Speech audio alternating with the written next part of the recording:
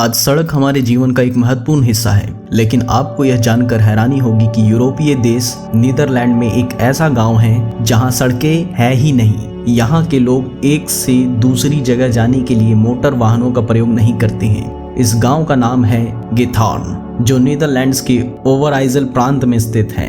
यहाँ हम आपको इस गांव के बारे में सारी जानकारी दे रहे हैं। गेथॉर्न एक बेहद खूबसूरत पर्यटन स्थल है और साल भर यहाँ पर्यटकों का तांता लगा रहता है। तो आज के इस इंट्रोडक्शन से आप समझ ही चुके होंगे कि हम बात करने वाले हैं यूरोप के इस फेमस गांव के बारे में जहां ना सड़क है और ना ही प्रदूषण। तो चलिए बिना देरी करिए शुरू करते हैं आज का वीडियो अपने चैनल पे, जिसका नाम है फैक्ट्स बोथ, बोले तो ज्ञान की बातें।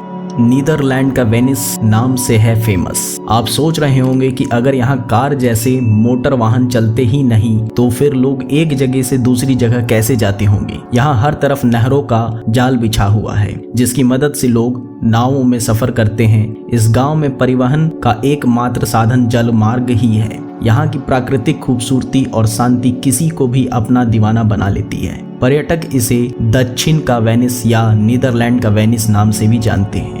यहाँ पर कार लाने की अनुमति नहीं है। गेथॉर्न अपनी रमणीय सुंदरता, झीलों, फूलों और लकड़ी के पुलों के लिए जाना जाता है। स्थानीय लोग आने जाने के लिए छोटी नावों का इस्तेमाल करते हैं। सैलानियों को अपनी कार गांव के बाहरी इलाके में ही पार्क करना पड़ता है। एम्स्टर्डम शहर से लगभग आधे घंटे की ड्राइविंग के बाद इस गांव तक पहुंचा जा सकता है। गांव के अंदर पैदल घूमा जा सकता है। आप किराए की डोंगी या फिर बाइक से भी घूम सकते हैं। यहाँ परिवहन की सबसे लोकप्रिय शैली है पुंटूर, जो आपको रोमांच का अनुभव कराएगी। चलिए अब जानते हैं गेथॉर्न का इतिहास। गेथॉर्न विडेन नेशनल पार्क के बीच में स्थित है। सबसे पहले यहाँ का फ्रांसिस्कन भिक्षु बसे थे। फ्रांसिस्कन भिक्षु यहाँ से 13वीं शताब्दी में आए थे और उन्होंने ही पीट के परिवहन के लिए नहरें खोदी थी। यहाँ की जमीन दलदली मिट्टी और कई तरह के वनस्पतियों का मिश्रण से बनी है। वनस्पतियों के मिश्रण को पिट कहा जाता है। पिट का इस्तेमाल ईंधन के रूप में किया जाता है। सन 1170 में आई भयंकर बाढ़ के कारण यहाँ बहुत ज्यादा पानी जमा हो गया था, जिससे पिट बन गई थी।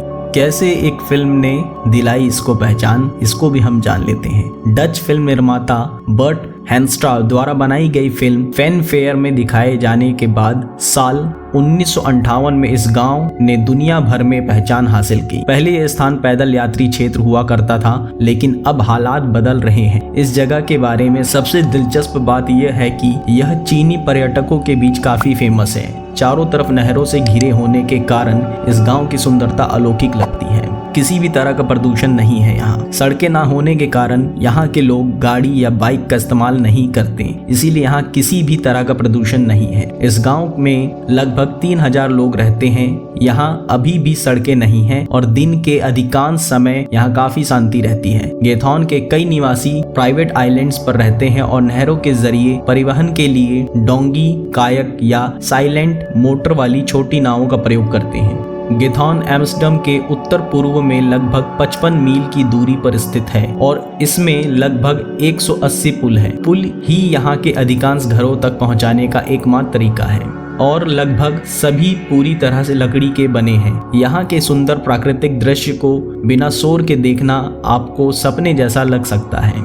डच ग्रामीण जीवन के नजदीक से देखें। नहरों और पुलों की मौजूदगी के साथ ही कई साइकिल और पैदल पाथ भी हैं, एक दूसरे से जुड़े हुए हैं। सैलानी यहाँ किराए पर साइकिल बेहद आसानी से ले सकते हैं और यहाँ खेतों और उनमें मौजूद जानवरों को देखने के साथ डच ग्रामीण जीवन के बारे में जान सकते हैं। साथ ही यहाँ बहुत सारे संग्रहालय और चर्च मौजूद हैं, जहाँ जाकर इस गाँव और यहाँ की संस्कृति को नजदीकी से देखा जा सकता है। विशाल नेशनल पार्क से घिरे गेथॉर्न में सर्दी के मौसम में भी सैलानियों की भीड़ रहती है। आइस स्केटिंग के शौकीन के बीच गेथॉर्न काफी लोकप्रिय है। सैलानी यहाँ की नहरों और आसपास की झीलों पर आइस स्केटिंग का आनंद उठाते हैं। यहाँ के स्थानीय लोग भी आइस स्केटिंग के लिए नहरों का इस्तेमाल करते हैं। और रही बात अब गेथॉर्न किस मौसम में जा सकते, तो आप किसी भी मौसम में यहाँ आ सकते हैं। सैलानियों के ठहरने के लिए भी यहाँ काफी कुछ है। नहरों के किनारे ही कई होटल और हॉलिडे होम मौजूद हैं। आप यहाँ आने की प्लानिंग कभी भी कर सकते हैं, क्योंकि सर्दी और गर्मी दोनों मौसमों में यहाँ आपको किसी तरह की परेशानी का सामना नहीं करना पड़ेगा। सर्दी के मौसम में कभी कभी यहाँ तापमान काफी नीचे चला जाता है, इसलिए हमारी सलाह है कि सर्दियों के दौरान इस जगह की यात्रा से बचें। वैसे तो सर्दियों में आप कहीं भी यात्रा करने से बचें, अपने घर में ही रहें या फिर आप गर्म जगहों पे जा सकते हैं। तो ऐसे ही इंटरेस्टिंग फैक्ट्स के लिए हमारे चैनल पे बने रहें। मिलते हैं एक नए वीडियो में नए फैक्ट्स के साथ, तब तक के लिए जय हिंद जय भारत।